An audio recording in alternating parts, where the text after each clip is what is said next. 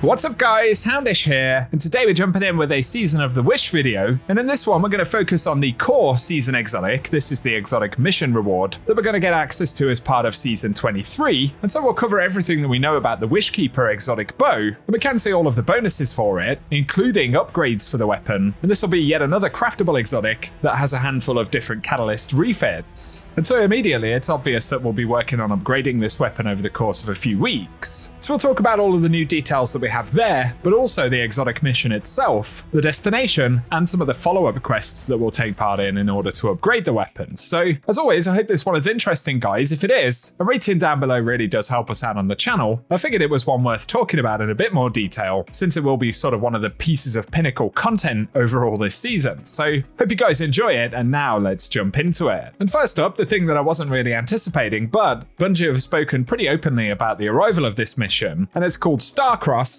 And the description from the season page here reads, "The stars will be your guide through the Dreaming City and beyond. Complete your mission and claim a reward of great power lying hidden within the Black Garden." They also give us a date for when this will drop, and it'll be the 19th of December, so that'll be an interesting weekly reset. And of course, it'll be neat to head back into the Black Garden. In terms of Destiny 2, of course, we had the Garden of Salvation, and then the second time we visited the Black Garden was actually for the Deterministic Chaos quest, and so that's why I'm using some of that gameplay right here. And otherwise, moving on to the weapon itself, we've caught a very brief glimpse of it inside of the season trailer, and of course it's called the Wishkeeper. So this is a strand exotic bow, and it comes with the perk Snare Weaver, where precision hits and final blows build energy towards a Snare Weaver arrow that can be fired from the hip, and on impact, Snare Weaver arrows create a pattern of traps that suspend nearby targets. But in addition to that, it has Silk-bound Slayer, and the weapon deals bonus damage to suspended targets. Plus we can gain faster draw time for a short duration when you suspend a target from any source, or damage a suspended target with the weapon.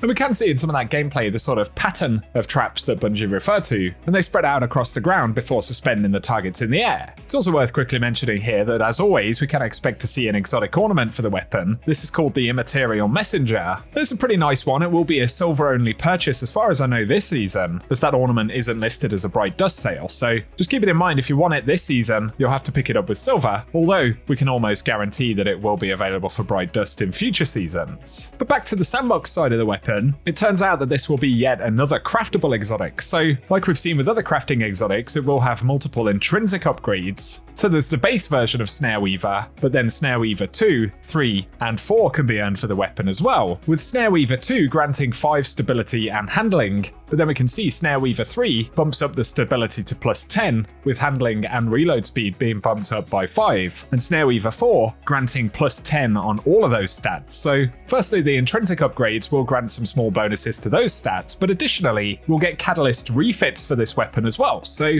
firstly, we've got the Enduring Snare refit. I can't absolutely guarantee which order we'll earn these in, but the Snare refit will allow Snare Weaver traps to last longer. And then there is the Hatchling refit, and precision final blows or rapidly defeating targets with a non-precision weapon spawns a threadling at the target's location. But there'll additionally be multi-threaded Snare refit, where Snare Weaver traps can suspend more targets, as well as a Vorpal weapon refit, which grants increased damage against bosses, vehicles, and guardians with their super active. And so those are going to be pretty cool as well, but it looks like via the crafting menu, we'll get a bunch of different options for other bonuses. So firstly, the bowstrings, where we'll have the Agile bowstring, the High Tension string, Tactile, Flexible, Natural, Polymer, and Elastic string. So we'll be able to pick those based on preference, and then there'll be different arrow options. So there's Carbon Arrow Shaft, Natural Fletching, Straight Fletching, Fiberglass Arrow Shaft, but also Compact Arrow Shaft, and finally Helical Fletching. And finally there'll be grip options too, so there'll be Heavy,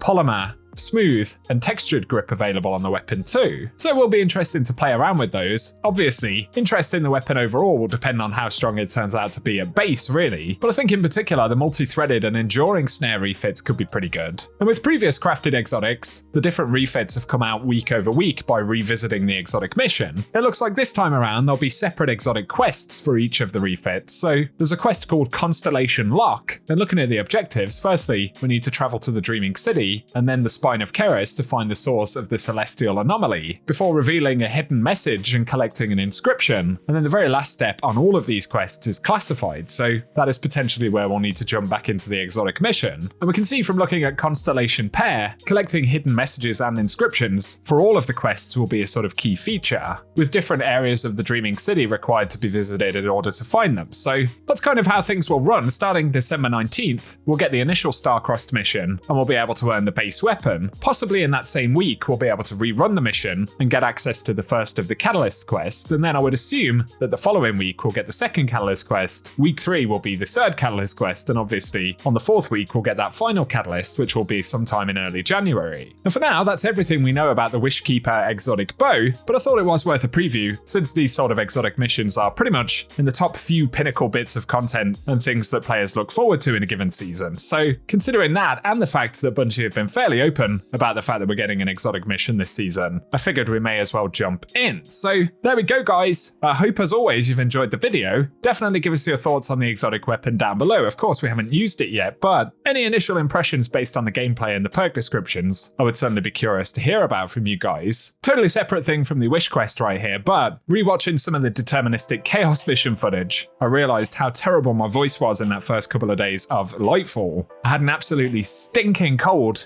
and yes, it was pretty much flu. I had cold sweats and everything. Without a doubt, it was the roughest launch of a new expansion that I've ever had, so I'm hoping I'll do a little bit better when we get final shape. At least that one won't be in the middle of winter, because yeah, I sounded like this. Eventually, towards the end of the mission, we will catch up with Nimbus, and he'll actually grant us the weapon. Then there's a final kind of boss fight in the mission where we actually get the opportunity to use it. And so, sparing my voice here a little bit, guys, because it is pretty messed up, but we did it. We finally got deterministic chaos.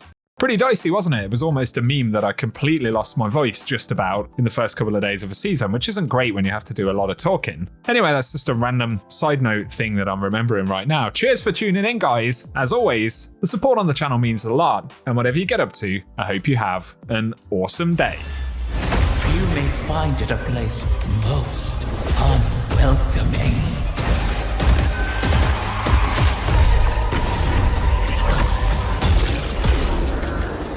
You knew from the beginning.